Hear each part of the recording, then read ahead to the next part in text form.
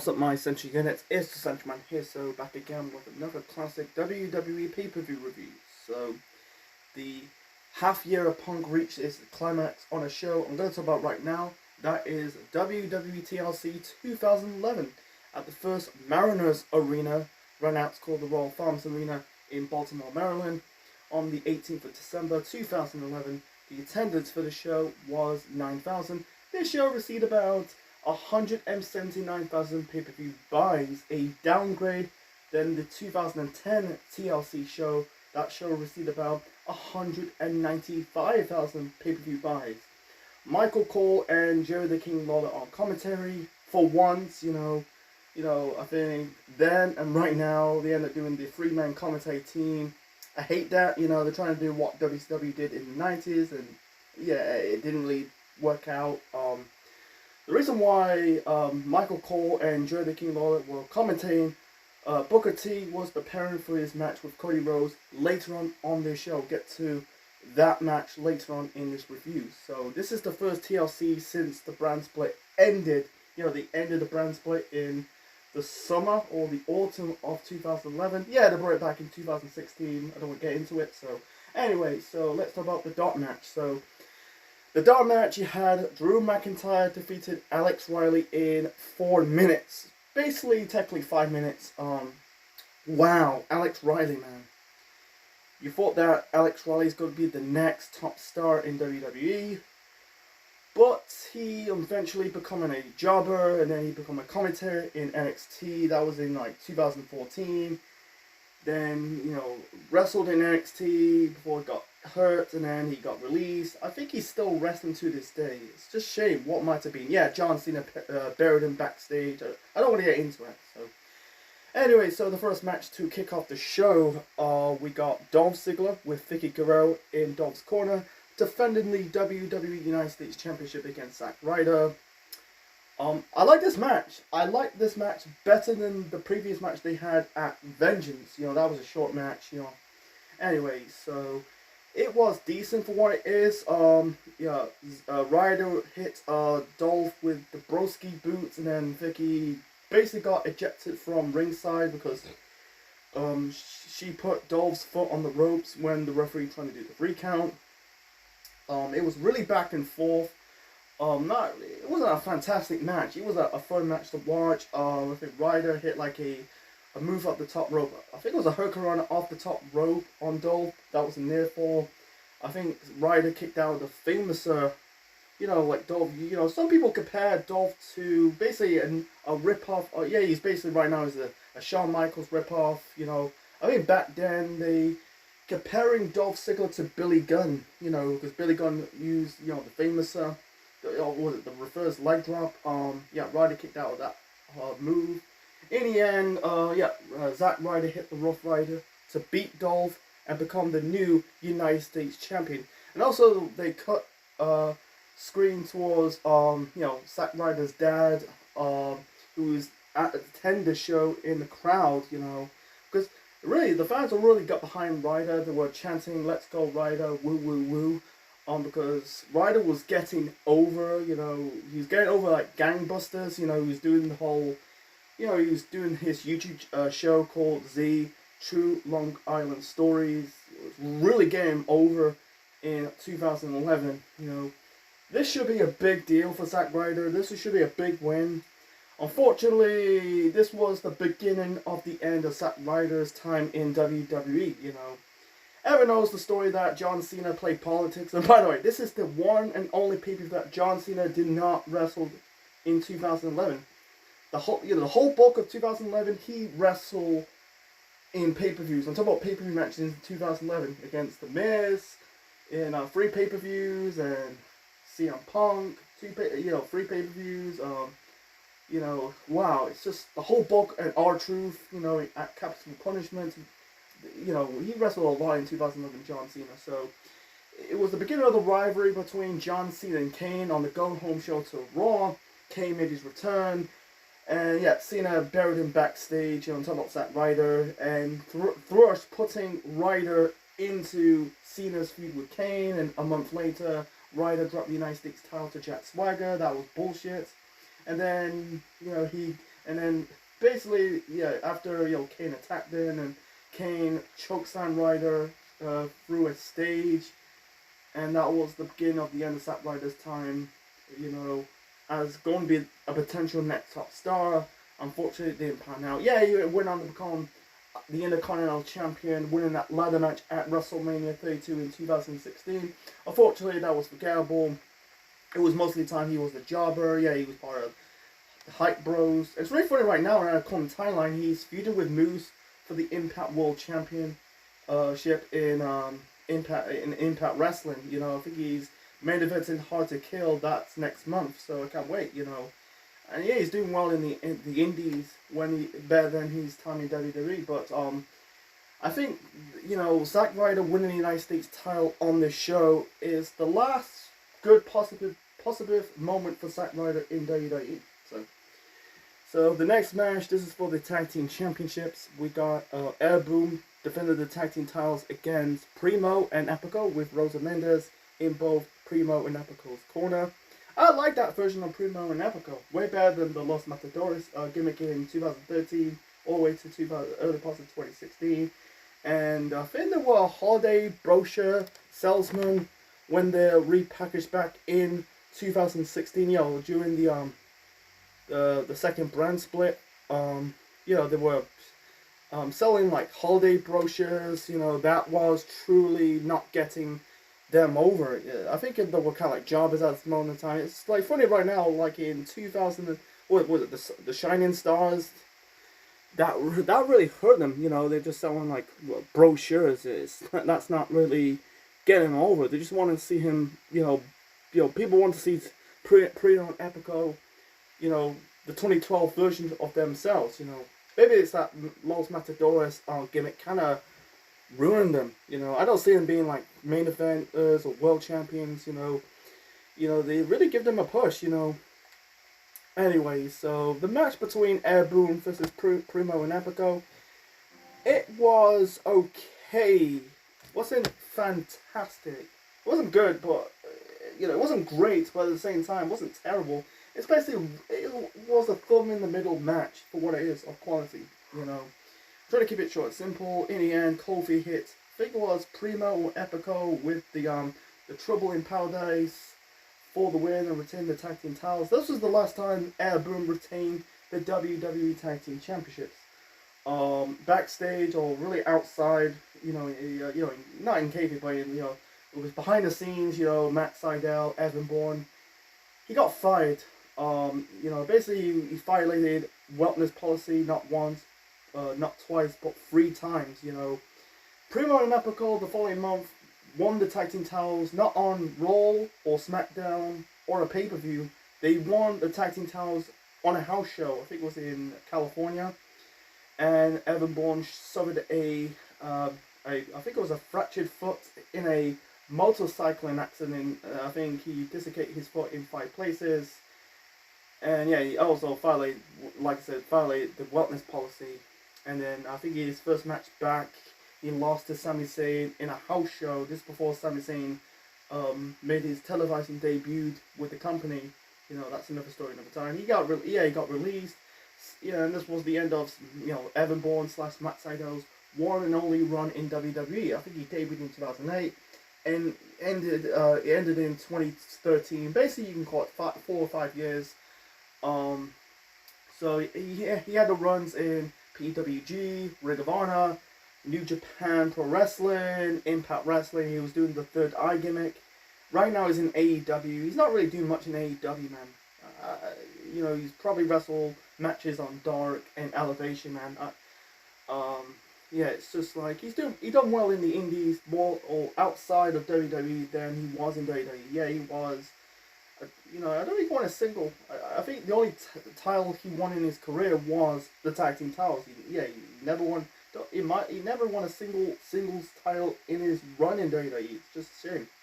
Anyway, so moving on to the next match. So the next match, we got a tables match. Randy Orton versus Wade Barrett. Barrett defeat Orton in the Survivor Series elimination match at the previous month at Survivor Series. So he's basically got Randy Orton's number. This match is way better than the John Cena Sheamus match, the tables match at TLC in 2009, the last show I reviewed, in this segment on this channel. It was an okay match, Sheamus, I almost say Sheamus, but Wade Barrett and Randy Orton, they never truly had chemistry. They started the feud in 2010 when Orton was the world champion, Wade Barrett was the leader of the Nexus, and then, fast forward 1 year later, they didn't improve. It's just what it is. I don't want to get into it. So, you have some moments like someone's going through a table, but it was a bit boring. Sometimes tables matches, they turn out to be a hit or a miss. This was a miss, man. It was a little bit boring, but wasn't fantastic. The most memorable has to be Randy Orton RKOing Barrett through a table. Yeah, Barrett was going for like he placed Orton on a table and he's trying to like hit a move off the top rope, but Orton hit Wade Barrett with the RKO on the table. Basically, his knee was on the table. That counts. It's way better than the John Cena Sheamus match. Basically, Cena didn't. Basically, Sheamus didn't really put Cena through a table. That's a bit better, but that's not saying too much. So Orton got the victory, man. I wish that Wade Barrett got the win. If you're building up Wade Barrett as a threat, I'd rather they just give the win over Barrett, over Orton. And also they had better matches after TLC. At I think 1 week later they had I think it was the final SmackDown of 2011. Or I think it was a Falls Count Anywhere match they had, and Wade Barrett kind of pushed Randy Orton down the stairs. He injured his back in the process, and then he came back a month later. I think they had a better DQ match. I think it was on SmackDown as well. Yeah, it didn't really do nothing. I think Wade Barrett was basically burning out. I think that injury was a blessing in disguise for Barrett. I think if he didn't ever got injured, I think he was I don't think it will do anything. I don't think it will do nothing. He'll be in that Team Johnny versus Team Teddy match at WrestleMania, and then what? Nothing. Anyway, so I think the break was a blessing in disguise for Wade Barrett. So I'm going to talk about two segments briefly. It's all about Teddy Long dressing up like Santa Claus, giving both the Bellas cards, and ring me up, we can play reindeers. It's basically a poor sex joke, and you can tell it's scripted, and it's not that funny, it's cheesy. And giving Hornswoggle a book. I don't know what the book is all about. I think it says Economics. I don't know what it is.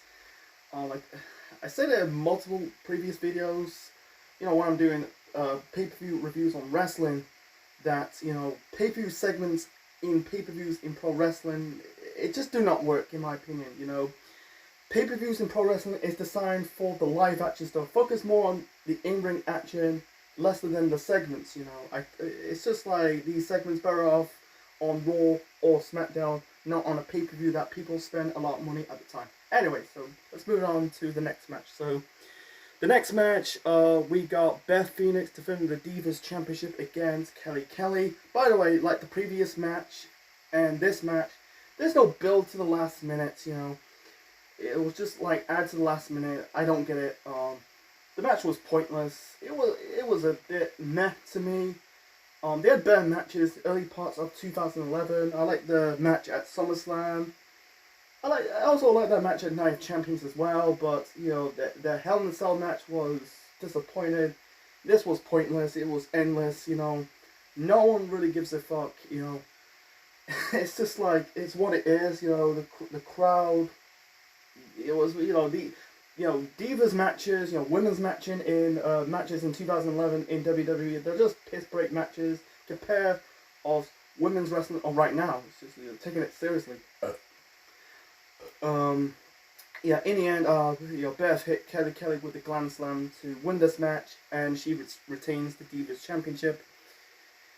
So, moving on to the next match, we got Kevin Nash versus Triple H in a Sledgehammer ladder match. So, Kevin Nash made his return to the WWE first time since 2003. I think he got hurt, he got released, he had to spend, I'm guessing, 6 years in TNA. He came back returned to the company at the Royal Rumble early that year. Then he came back at SummerSlam, cost CM Punk the WWE Championship. When Del Rio cashed in the Money in the Bank briefcase, become the champion. He was in his whole conspiracy. So I think he basically faked like a car crash. He's in. And Triple H fired Kevin Nash. I think it was on the Go Home show to Raw. Then he got involved in the Triple H CM Punk match at Night of Champions, and then a month later at Vengeance, he also got involved in the tag team match featuring CM Punk Triple H versus Awesome Truth. Trying to break Triple H's neck with the jackknife powerbomb. The Raw after Vengeance, you had Kevin Nash attack Triple H with the Sledgehammer. It's basically written him off the storyline for a bit. He didn't really suffer a neck injury. I think he was taking a break. Triple H at this moment in time was wrestling part-time. He's never wrestled on a full-time schedule ever again. Don't count the whole authority crap. He was still a part-timer at this moment in time. When he was the WWE champion in 2016, he was still wrestling part-time instead of wrestling in a full-time capacity ever again. He's not like a competitor but an authority figure. Anyway, so the match was okay. I don't think it's worth it to be a ladder match. I don't understand why they did that. I don't get it, man. Wish they just did like a I don't know. I don't know how you put it. You can't really do a no DQ match. That's the gimmick for TLCs.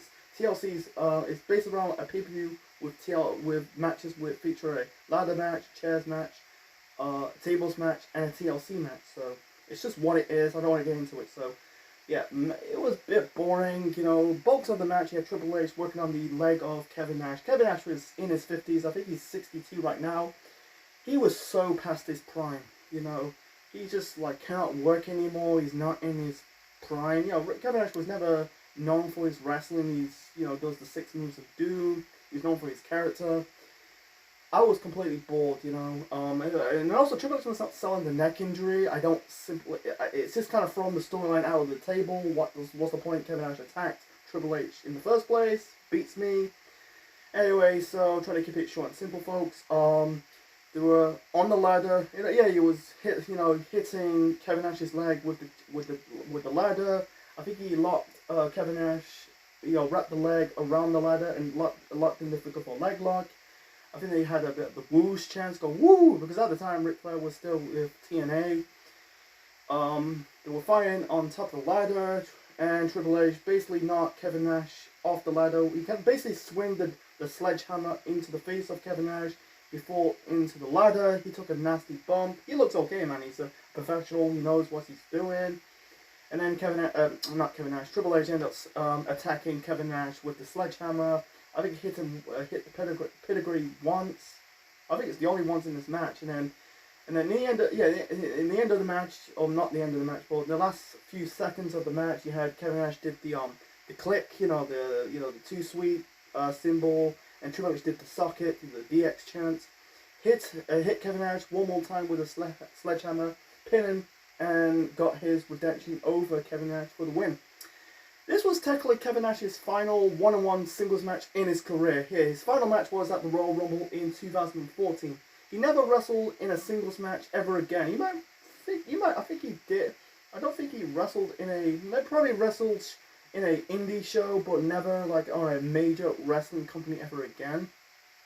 Because I think at this moment in time, I think they were going for a follow-up, but you can tell Kevin Nash is so past his prime. You're the following year in 2012, Triple H ended up feuding with The Undertaker and Brock Lesnar. He had better matches in 2012 than, Kevin Nash in... the best Triple H match in 2011 was The Undertaker at WrestleMania 27. Besides that, his match with CM Punk at Night of Champions was shit. I don't like the tag team match was mediocre. Him and CM Punk versus Awesome Truth. And this match, I placed it down the middle, like a second place. You kind of have bad, I don't think he had a good, he didn't have good matches in 2012. I don't mind the Hell in a Cell match of WrestleMania 28, but You know, his match with Brock at SummerSlam the following year was just a bit disappointing. No story for another time. So it was an okay match. You know, it was physical, but it could be a lot better. You know, I think they should have saved it at the Rumble, not at TLC. That's just me. You know, if they did like a no DQ match, maybe. But that's just me. So let's move on. So moving on to the next match. The next match we got Jack Swagger versus Sheamus. This is another match was added to the last minute. No build, you know, like the tag team title match, the Divas title match, and now this match, no build. Basically, like the segment I talked about with Teddy Long as the Santa Claus. Basically, he gives Sheamus and Swagger something to do. You know, no build to this. I'm trying to keep it short and simple, folks. So match was pointless. In the end, Sheamus hit the bro kick on Swagger for the victory. And then the following month at the Royal Rumble, Sheamus went on to win the Royal Rumble match and win the world title at WrestleMania 28 in 2012. So moving on to the next match. So the next match, this is the blow-off of the rivalry between Mark Henry versus the Big Show. They fought at Money in the Bank. Yeah, they fought at Vengeance. They fought at Survivor Series. So this is the rubber match. You know, it started in the spring of 2011 when Big Show attacked Mark Henry. Then Mark Henry attacked the Big Show. Then Mark Henry broke the Big Show's leg, you know, ankle, I think it was a tibula. Basically broke his leg, and then at Survivor Series, Big Show repaid the favor, he broke Mark Henry's leg. And yeah, this rivalry is more focused on Mark Henry and Daniel Bryan than Big Show and Mark Henry. It's just what it is. So yeah, this is a chess match, by the way. Fucking terrible. I was completely bored about this, you know.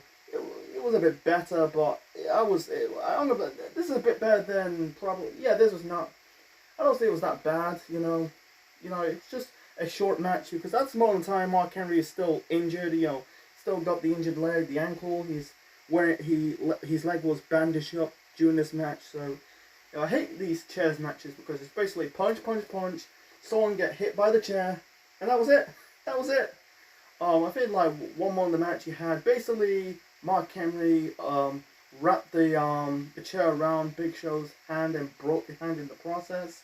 And trying to keep it short and simple. In the end, I think Big Show knocked Mark Henry out for one punch, pinned Mark Henry to win this match and become the World Heavyweight Championship. And that was a bit bullshit, so we'll get to that shortly. I think it was a choke slam. No, I think it was a knockout punch. That was weak, completely weak.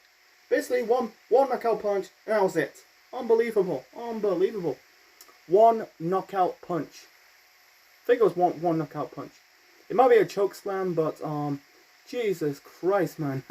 The afterwards, yeah, just one punch. That's it.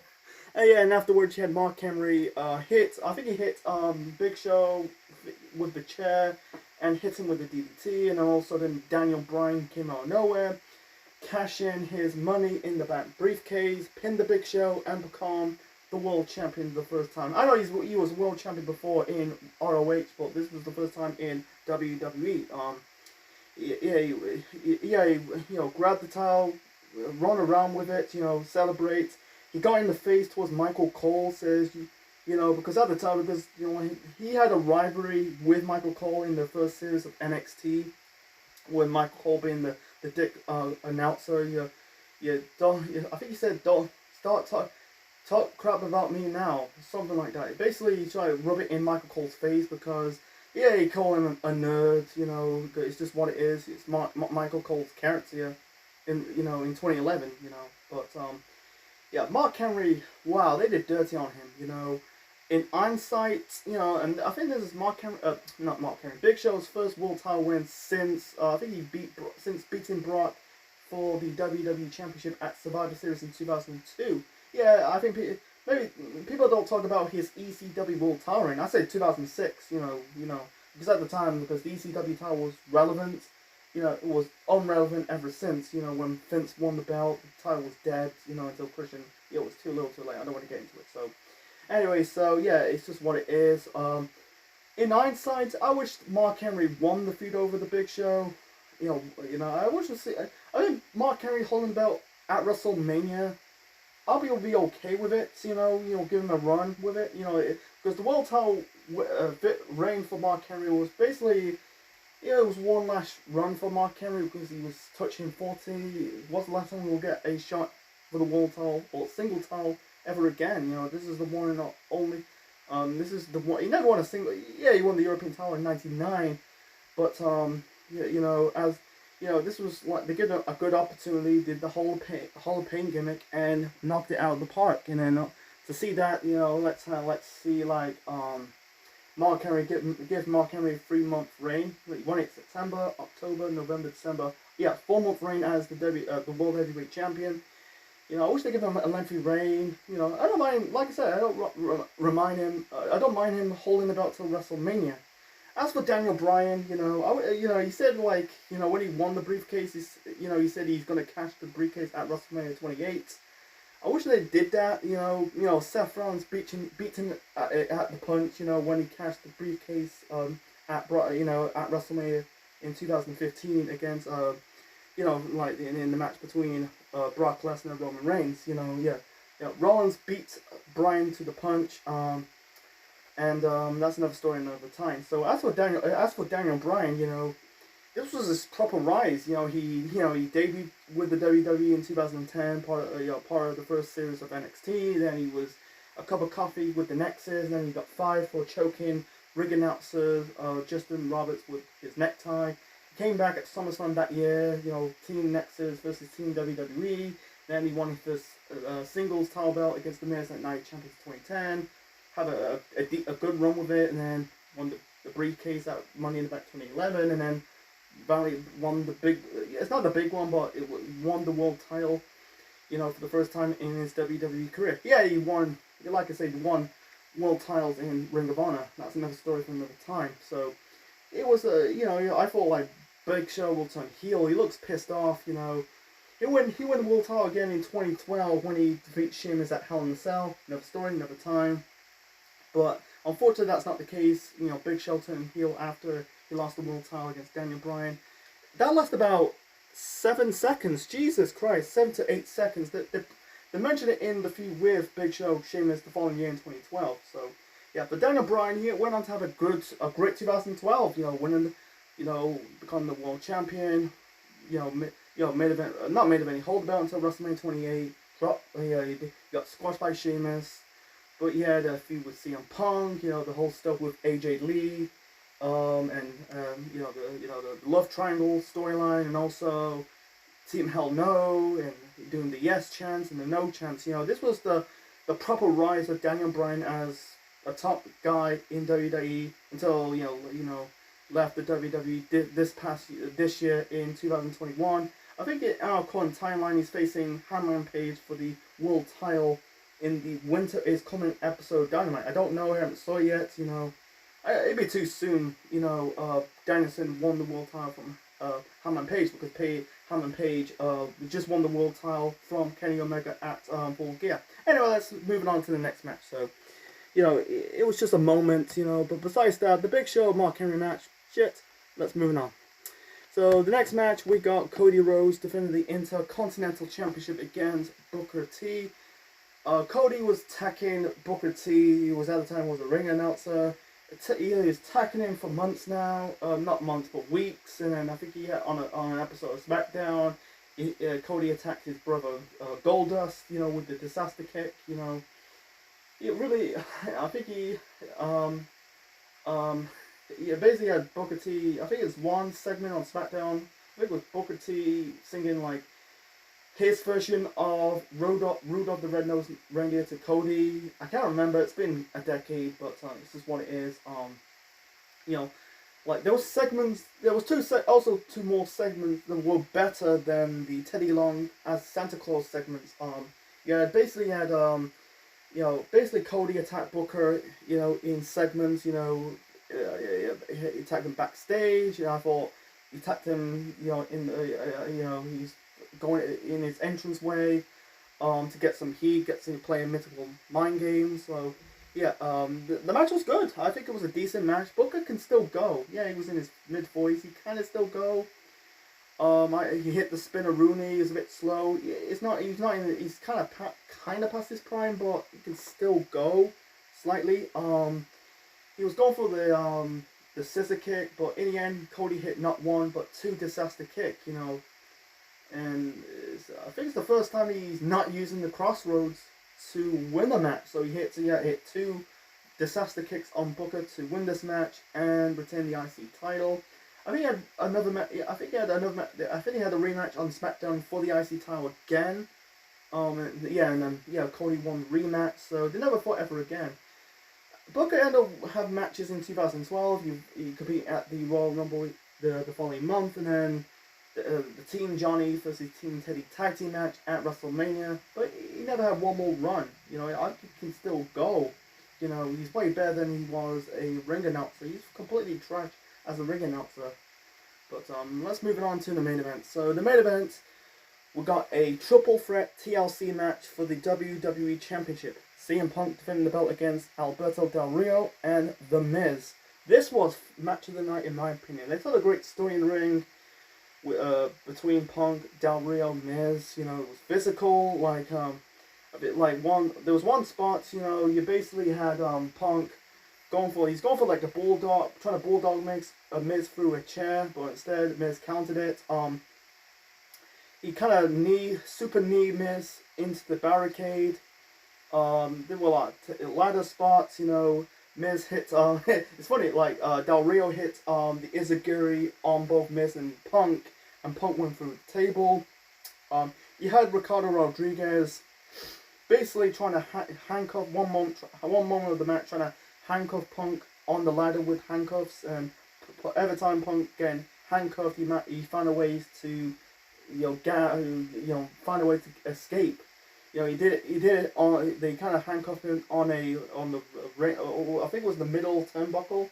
He managed to expose the middle turnbuckle ropes to get free.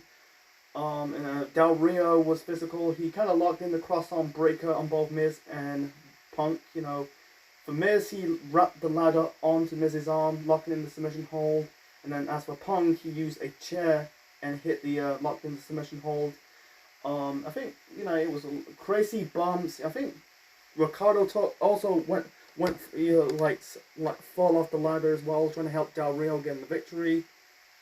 I'm not a big fan of Ricardo Rodriguez. I find him very goofy and over the top. In the end, Punk hit Miz with a GTS, climbed the ladder, and retained the WWE Championship. So to end the show, it was a really good match, really physical.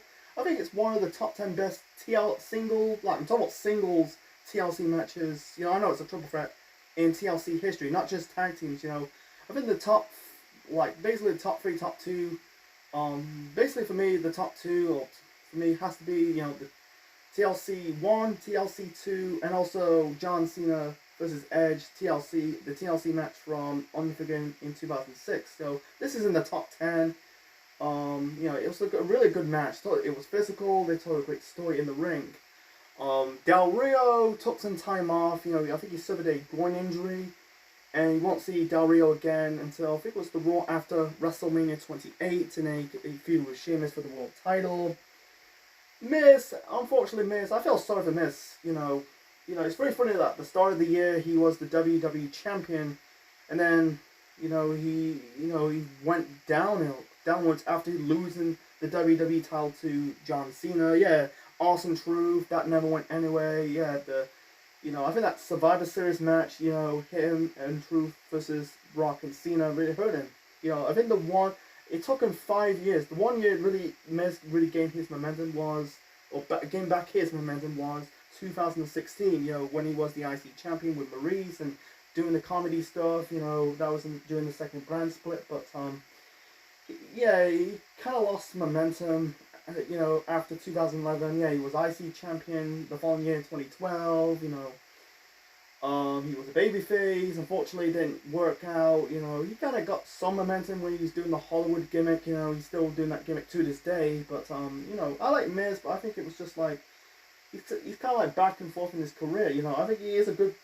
He's known for his character, but people really give him some shit. Maybe he's overrated, but he's okay.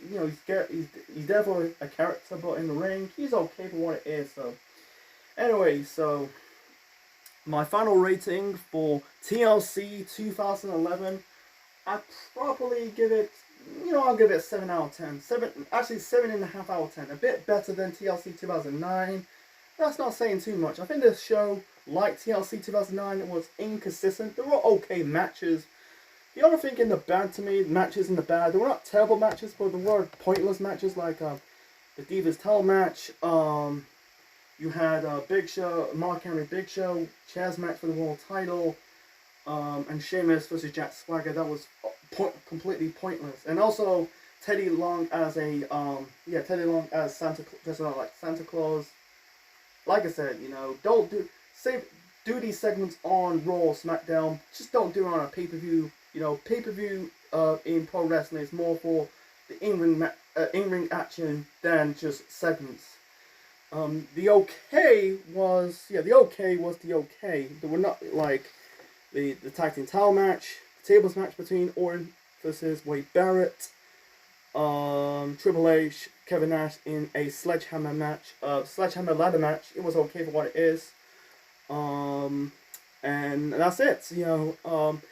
In the good, there was some good, like the opener, Ziggler versus Ryder for the US title. Daniel Bryan winning the world title. Because his match with the Big Show was a bit short. It was more like a segment more than an actual match. It's just what it is.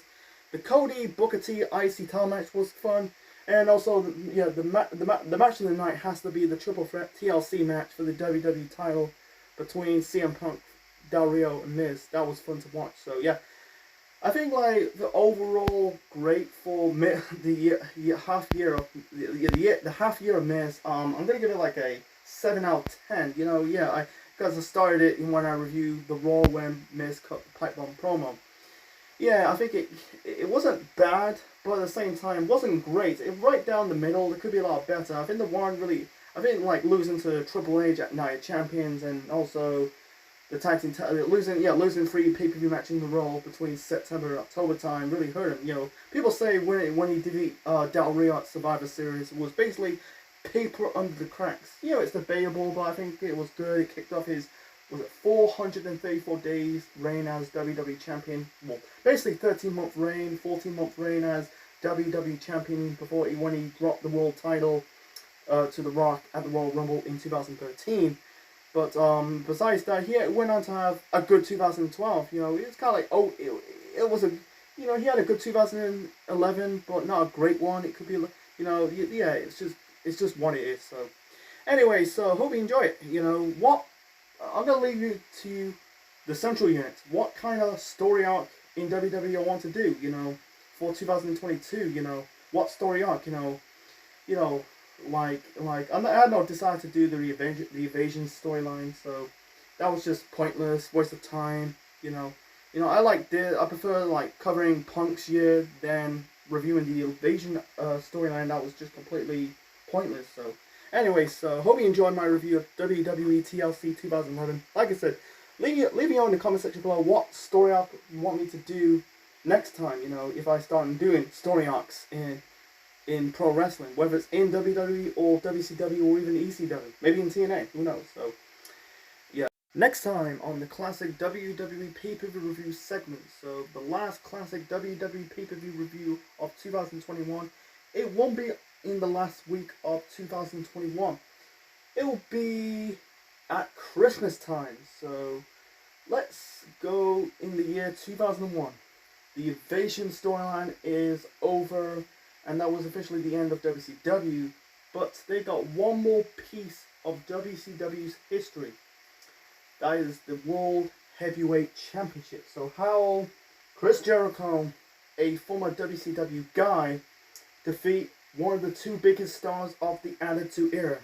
The Rock and Stone Cold in one night become the first undisputed champion. Yet the next show I'm going to review, the final classic WWE pay-per-view to review in the year 2021. That will be the first Vengeance in 2001. This is the Central Man officially signing out. Check you later.